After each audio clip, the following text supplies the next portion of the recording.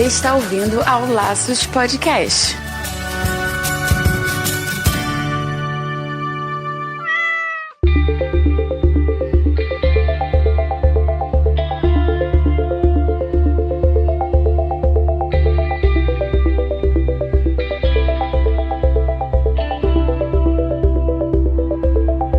Bem-vindos ao Laços Podcast número 9. Eu sou o Wendy Bittar. E eu sou Marina Arinelli, e aqui no Laços que vamos discutir tudo sobre o seu animal. Hoje a gente vai falar um pouco sobre um assunto muito curioso. Doença ou frescura? Será que os animais fazem corpo mole, charminho, ou tudo que a gente vê com uma alteração de comportamento já é um sinal de doença? É isso mesmo, o papo de hoje tá super interessante, eu tenho algumas histórias muito legais pra contar, mas antes vamos ler os comentários da semana?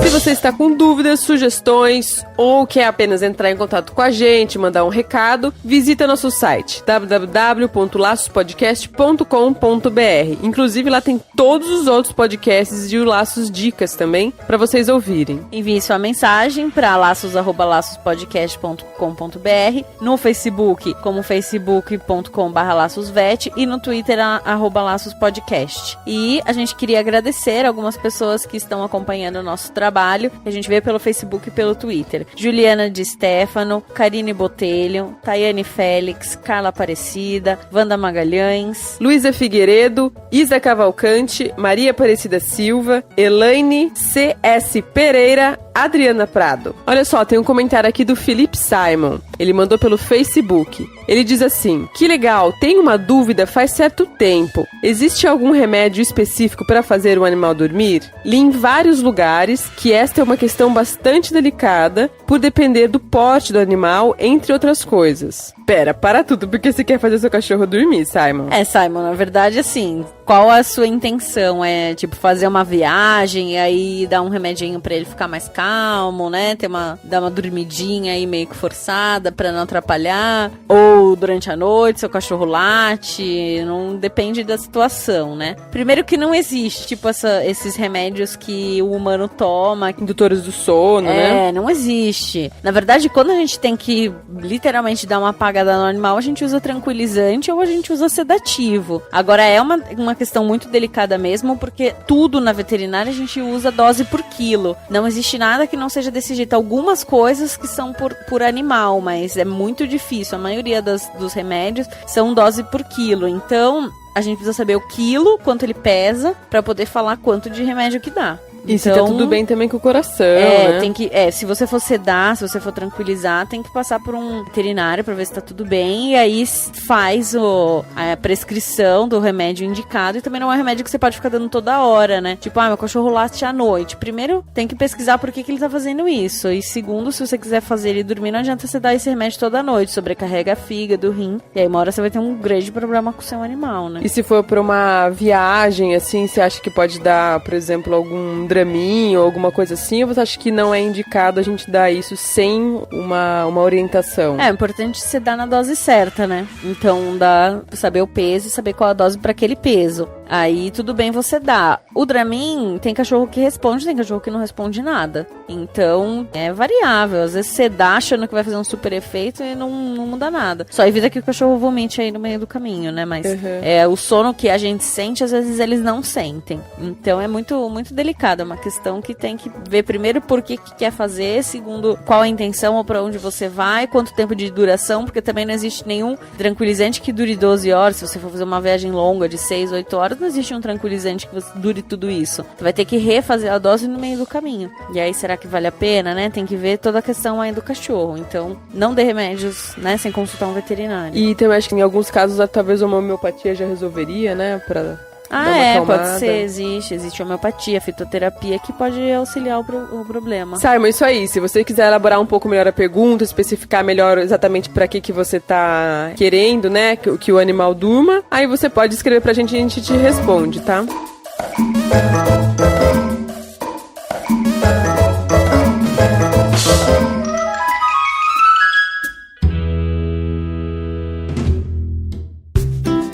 Marina, conta pra gente, pela sua experiência na clínica, você acha que existe realmente frescura? Você acha que é possível que o cachorro ou que o gato tenha certos comportamentos assim por frescura, ou por manha, ou por, sei lá, talvez até provocação? Então, Andy, eu acredito que tem assim. Conversando com o proprietário, já peguei algumas coisas que, assim, tudo te leva a crer que foi uma frescura, ou que foi uma alteração de comportamento, às vezes pra chamar atenção, ou, né, ele se faz de uma certa forma, o animal se posiciona de uma certa forma pra que você olhe diferente pra ele. Então, eu acho que eles têm essa capacidade. Como que? Conta alguns causos aí pra gente que aconteceram na clínica. Exemplifique, por favor. Então, vamos lá. Eu já peguei cachorro que às vezes não quer comer uma determinada ração, mas porque enjoa daquela comida. Então, o gato, ele é um pouco diferente, porque o gato, ele é bem acostumado à comida dele. Então, se você troca, às vezes ele não come porque você trocou a ração. Ou porque você colocou o pote num lugar diferente. Ou tem gato que não come porque o fundo da panela aparece, né? Então são essas coisas, às vezes é meio frescurinha, né? Uhum. Cão, às vezes não come porque enjoa da ração. E aí, às vezes, vale a pena o cão deixou de comer, troca a ração e vê se ele come outra. Se ele comer, mas depois de um certo tempo parar de novo, aí pode ser que tenha algum problema, realmente doença, né? Alguma doença. Agora, se não, pode ser que seja só uma frescura ali, porque ele não quer mais aquela comida, e aí você troca e ele volta a comer e volta ao normal, 100% ao normal. E tem cachorro também que deixa de comer, às vezes eu pego muito cachorro, como eu trabalho mais com internação, eu pego muito cachorro que tá internado e que não come na internação. E aí vai pra casa e come, ou só come com a presença do dono. Então o dono chega pra visitar, o animal come. E a gente fica, nossa, coitado, ele não comeu faz 2 dias. Aí o cara vem e ele come. Isso daí eu acho que é mais o carinho, né? Que ele busca tudo. Mas nem sempre é doente, né? A gente tá tratando, lógico, e às vezes isso é um pouco de querer a presença do dono. E eu tive um cachorro também uma vez que tava internado, que ele tava super bem, tava pra ter alta, não tava mais com nenhum problema. E quando ele via o proprietário, ele simulava que ele mancava. Então assim, ele mancava um pouquinho, daí o proprietário às vezes saía, né, ia buscar alguma coisa. Ele parava de mancar, ficava 100% bem, o proprietário voltava e ele dava uma mancadinha. Mal sabe se ia contar tudo. Mal sabe que eu falei, não tá mancando não. Né, mas eu já peguei algumas alterações de comportamento por frescura, assim. Então, a gente precisa ter olhos atentos, porque não dá pra pensar que tudo é frescura. E às vezes a gente negligencia uma doença mesmo. E nem se desesperar também de pronto. E nem se desesperar por qualquer coisa. Espera e observa, né? E vê, assim, o que realmente tá acontecendo e se você precisa procurar um veterinário ou não. E além de frescura, também existem manias, né? Tem animais que têm umas manias muito engraçadas. Essa, por exemplo, como você falou, do gato ver o fundo do potinho e daí não comer porque vê o fundo, convenhamos. Bem sinistrinho esse gato. Eu ouvi falar esses dias de um cachorro que ele, quando ele tá com o cone da vergonha, né? Aquele cone pra proteção, quando fez alguma um pós-cirúrgico, alguma coisa assim. Colar ele ele simplesmente não faz xixi. Ele não faz xixi. Ele pode passar, sei lá, mais de 6 horas sem fazer xixi. Tirou o colar, ele faz xixi. E, inclusive, como ele segura muito, ele segura durante muito tempo, de repente, acho que ele não aguenta mais segurar, daí ele, tipo, sai correndo e fazendo xixi em todos os lugares, sem conseguir segurar mais. Existe. É algum toque, né?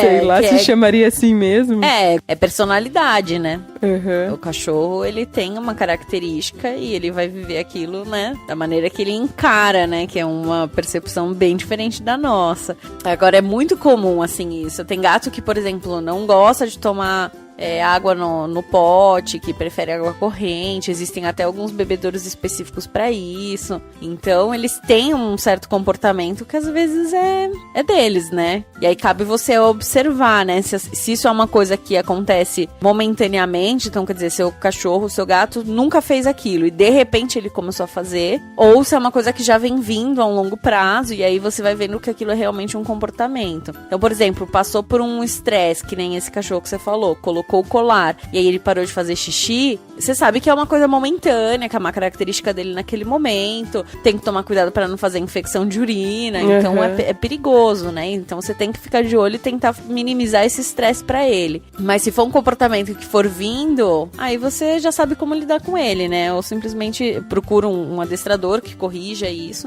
ou você lida com isso, aprende a lidar com aquele comportamento, né? E quais são os sinais, assim, que você diria pra gente, Marina, que são sinais realmente de doença, que daí não é só uma alteração no comportamento pra chamar atenção, né? Você tem alguma coisa em mente, assim, específica que não? Geralmente isso, quando acontece, já é sinal realmente que alguma coisa está acontecendo, alguma coisa séria está acontecendo e daí precisa averiguar melhor. Então, o problema de cão e gato é que eles não falam, né? E aí a gente tem que ir tudo meio que na investigação. Então, muito do que o veterinário ele usa pra saber se aquilo é uma doença ou não, ou se aquilo é uma alteração de comportamento ou não, né? Se é doença ou só comportamento, e aí você junta o quebra-cabeça, é do que o dono vai trazer pra gente. Então, às vezes, a gente acaba pegando realmente problemas muito tarde, porque o proprietário não enxergou isso antes, né? Achando que às vezes era uma frescura, ou que era uma mania, ou que ele sempre fez isso e tudo bem, né? Então, a gente precisa do apoio do proprietário e da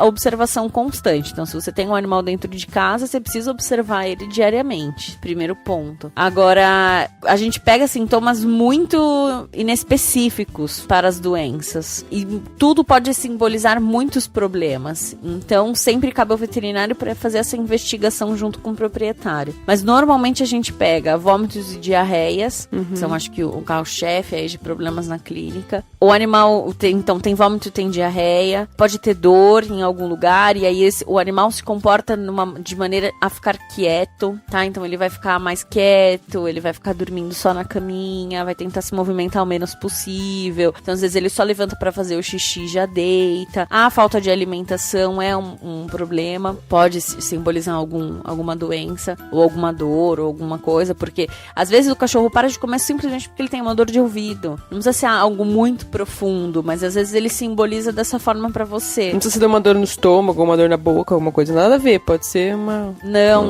eu já tive cachorros que tinham dor em coluna forte, e aí a primeira coisa que eles fazem é parar de comer. O gato, ele é mais sensível nesse aspecto. Então, normalmente, o gato com qualquer sensibilidade, ele para de comer. Então, o gato, assim, é o que eu falei no começo, ele é mais chato em relação à ração. Tem gato que você troca de ração e ele aceita bem, mas a maioria não, a maioria ele gosta daquela ração e você mantém aquela ração sempre. Que se você trocar, ele não vai comer. Se você não trocar e falar, não, uma hora ele vai ter fome, come, não. Ele vai ter fome, ele não vai comer.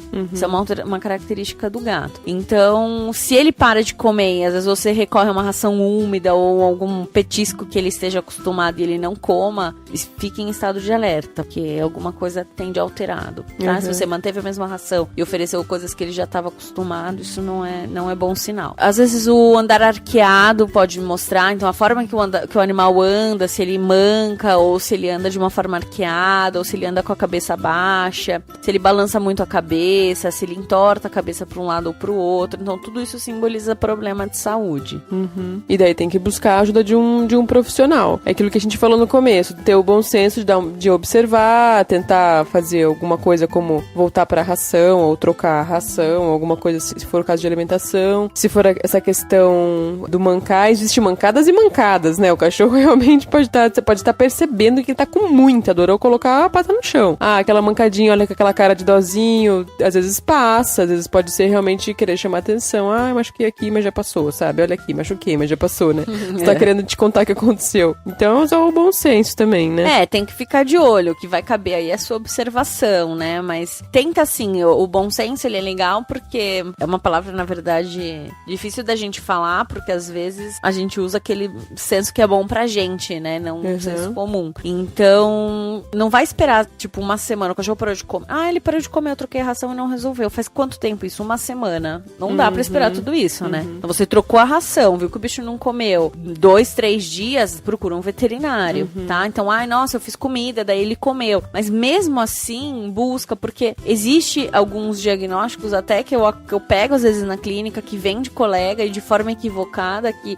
trata como se fosse uma depressão num cão, e às vezes o animal tem uma dor intensa. Então acontece esse tipo de coisa. A gente precisa estar atento, porque não dá pra deixar passar muito tempo, e quanto mais tarde o animal vem, pior é pra ser tratado. Uma coisa é eu pegar, por exemplo, uma gastrite, uma dor de estômago de 2 dias, e outra coisa é eu pegar uma gastrite de 7 dias, 8 dias, 10 dias, 15 dias. Isso vai me prejudicar no tratamento, e se ele demorou 15 dias pra ser levado ao veterinário, esse problema foi ficando recorrente, foi aumentando, na hora que eu for tratar, em vez de eu tratar em uma semana, eu vou ter que tratar por um mês. Então você precisa estar atento nesse aspecto. Mas, Marina, olha só, por exemplo, um cachorro ou gato, ele não tá comendo. Eu percebi que hoje ele não comeu muita comida, ele deixou mais do que geralmente deixa, ou deixou um tanto lá. Aí na outra refeição do dia, eu percebi que ele largou tudo. Quanto tempo eu posso esperar, assim? Qual que é um prazo ok pra eu... Existe isso, assim, uma determinação? Até tanto tempo dá pra esperar, ver se ele não vai... Sem causar mal pro animal, né? Isso. Na verdade, assim, o prazo que eu indico, e que normalmente eu falo pros clientes, é assim, de 2 a 3 dias. Se eu colocasse um cachorro numa selva, né? Vamos pensar que ele tá numa floresta, que ele virou um caçador, que ele é selvagem. Os animais, eles não caçam todo dia. Os lobos, os cães selvagens, eles não caçam diariamente. Eles não têm presa pra tudo isso, né? Então, normalmente, eles comem a cada 2 dias. Podem passar 2 dias sem comer. Então, é o que eu trago pra clínica. Eu pego essa informação, né, de ancestral e trago pra clínica. Então, normalmente, se o cão ficar de 2 a 3 dias sem comer, isso não vai causar um monte de malefício pra ele.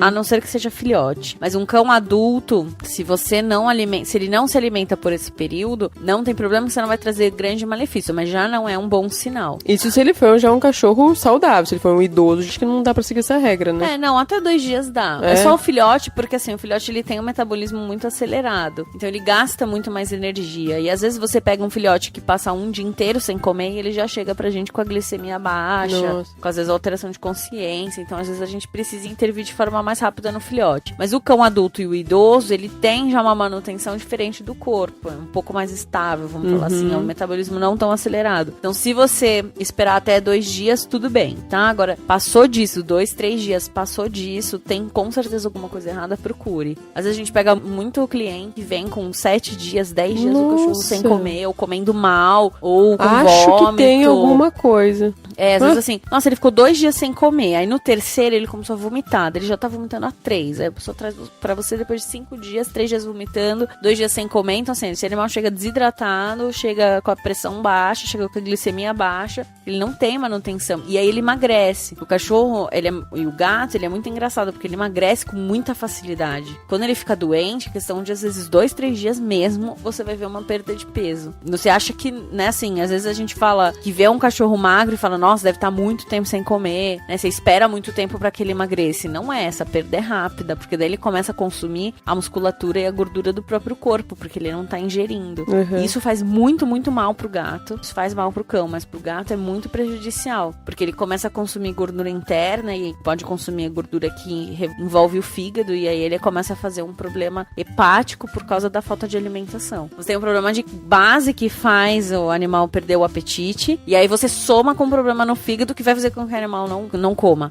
E aí você acaba tendo, né, 2 coisas somando, que o animal fica pior ainda. Então o gato, ele é mais sensível. O gato, realmente, eu espero no máximo 2 dias, ou 3 dias no máximo, assim. Esse é o prazo para todos eles. Eu não espero mais que isso. Sem comer, né? Vamos tirar, tipo, vômito e diarreia. Porque se não comeu e já teve vômito e diarreia, você não precisa esperar 2 dias. Você leva no mesmo dia, né? Sim, a gente tá falando uma coisa isolada. Ela tá bem e parou de comer. Aparentemente bem e parou de comer. Isso, exatamente, Agora, parou de comer, teve vômito e diarreia, tem que ser levado.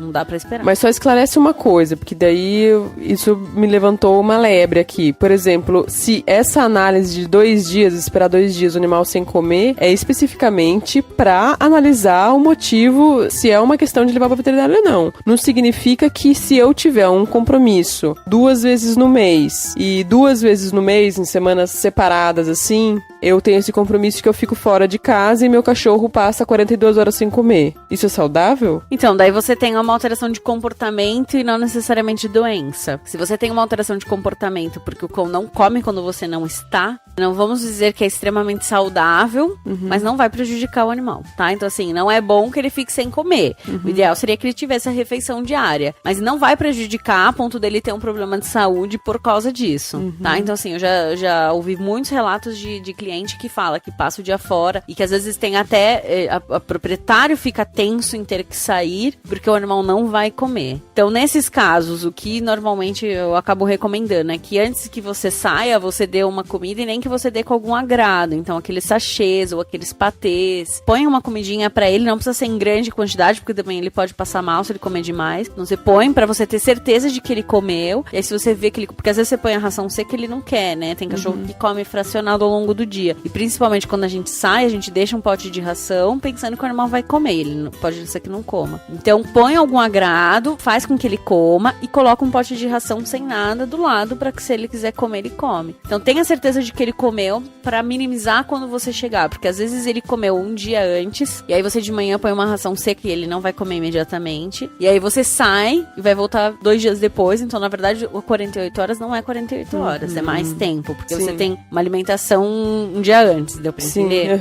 Então, o que eu recomendo é isso. Põe uma comida um pouco mais atrativa que seja ali pra ele comer. No momento que você estiver saindo, você ter certeza que ele comeu naquele dia. E aí depois você deixa. Então, assim, não vai prejudicar o animal, porque isso é uma alteração de comportamento. E aí são esses animais que sofrem, né, de ansiedade de separação. E aí você tem que tentar tratar isso. E tem cachorro que não vai comer mesmo. Não vai fazer mal pra ele de saúde, porque o corpo dele vai aguentar esse período sem se alimentar. Mas aí não dá pra passar também muito disso. Se você viaja por 5 dias, por exemplo, e deixa o cachorro com alguém, esse alguém tem que ter um feeling de alimentar esse cachorro, nem que seja com coisinhas mais gostosas para suprir essa saudade que ele tá sentindo. Nossa, eu não sabia que aguentava tanto assim, não. Eu tive um paciente de um gato uma vez, ele se perdeu por 30 dias da casa do dono. E a mulher ficou desesperada procurando ele. Ele ficou exatamente 30 dias. E no final desses 30 dias, ele sumiu um dia, e ela procurou, não achava. E no final desses 30 dias, ela foi numa casa que tava fechada pra alugar. Não sei por que ela teve esse feeling. Ela entrou lá nessa casa alugada e achou o gato preso dentro. Então o gato, na verdade, tinha saído de casa e tinha ficado lá, nessa casa pra alugar, vazia, sem nada. E o gato tava vivo. Ele tava extremamente magro, já estava com problema no fígado, então ele chegou pra gente desidratado, extremamente amarelo, que fica aquele quitérico, então amarelo da pele, porque é sinal hepático. E aí, como ele já tinha essa lesão hepática, ele não comia. Então a gente colocava, na verdade, teve uma anorexia forçada, porque ele ficou preso. De alguma forma ele deveria conseguir beber água, tinha sido um mês que choveu, então deve ter feito poças, tudo, e ele tomou. E ele chegou desidratado, com problema no fígado, e a gente teve que passar uma sonda pra poder alimentar ele, porque aí por conta do problema hepático ele não se alimentava. E aí conforme a gente foi tratando esse problema que chama lipidose hepática, né, um problema de consumo da gordura ao redor do fígado, e aí começa a ter alteração no fígado também, a gente começou a tratar, ele ficou super bem, mas foi um caso super curioso, porque ele ficou perdido por 30 dias, então provavelmente ele se prendeu no primeiro 30 dia. Dias, exato. Né, e ele pode ter até caçado alguma coisa ou outra, né, assim, uma barata, um rato, sei lá, que tenha aparecido na casa, mas não é o que vai nutrir o animal por 30 dias. Sim. E também não devia ter uma infestação de baratas e ratos e bichos pra ele poder comer o tempo todo. Nossa, que sorte ela ter achado. Sorte ela ter achado, porque ele ia morrer de fome Exato. lá, coitado, né? E hoje ele tá super bem, tá na casa da proprietária, ela tá tratando super bem dele, ele não sai mais na rua. mas assim, são coisas que a gente não espera, né, que possa acontecer, mas eles seguram bem mais do que a gente.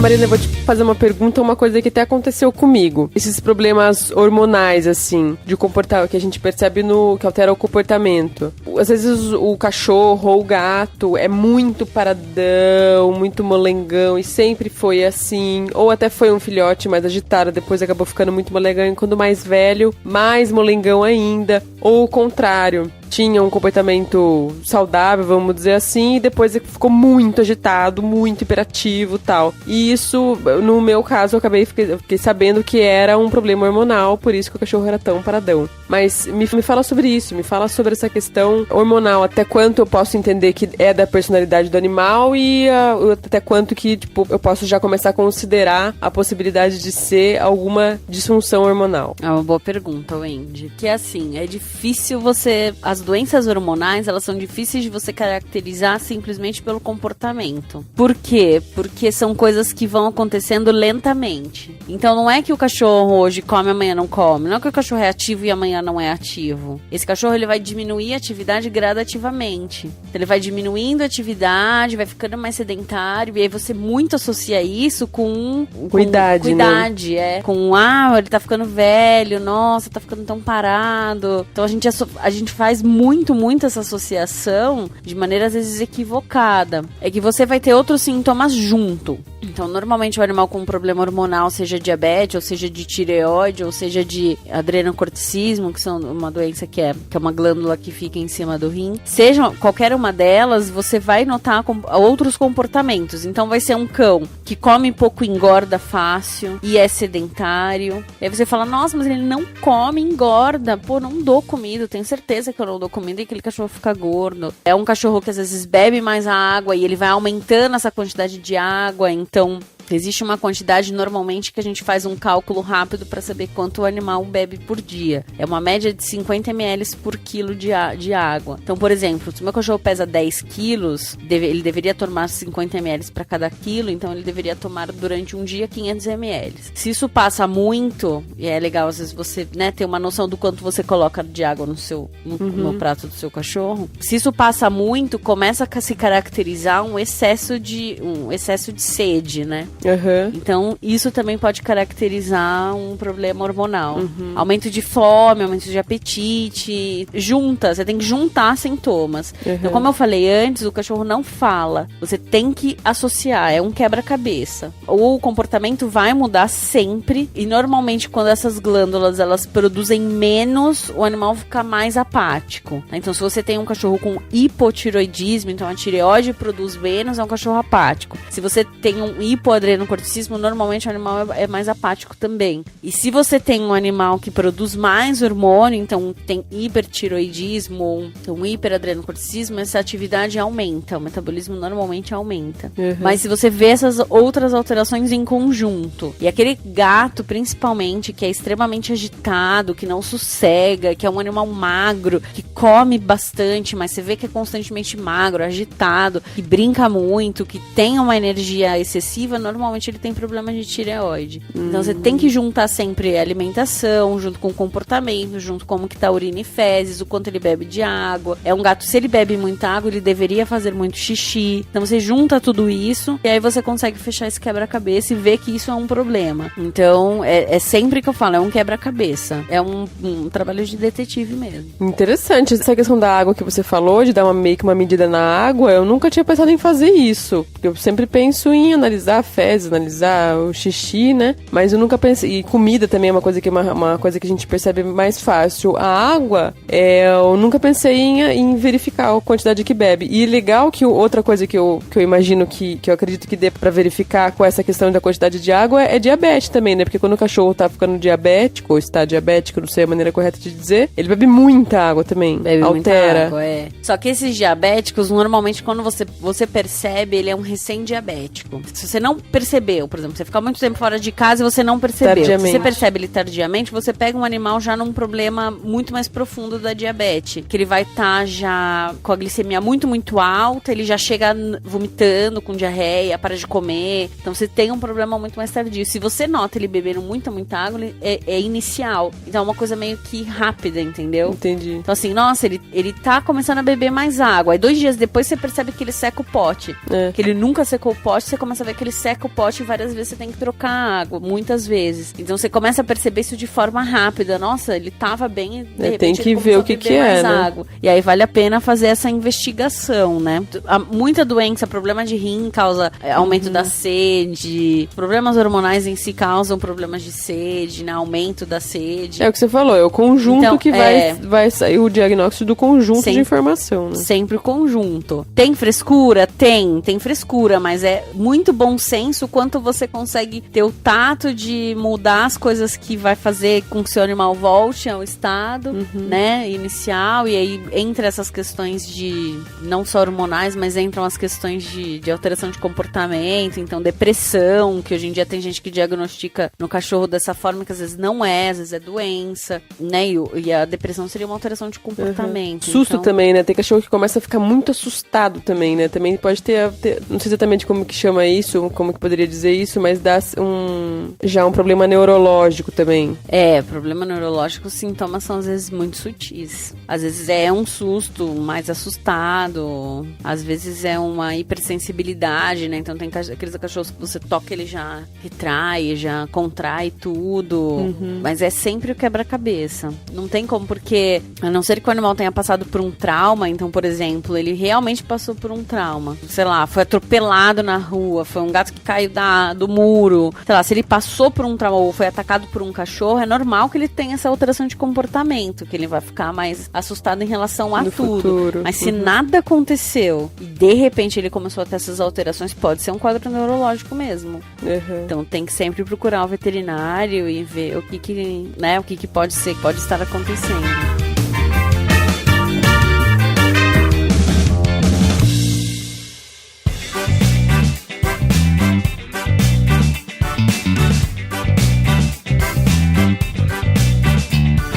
Legal, a gente acabou falando de bastante coisa, hein? Eu acho que foi muito rico esse nosso bate-papo, Marina. Muito rico, Andy. Se alguém tiver dúvida e quiser mandar, a gente conversa mais sobre isso. Isso. Espero que vocês tenham gostado. Um super beijo pra vocês. Até a semana que vem. Até a semana que vem. Um beijo.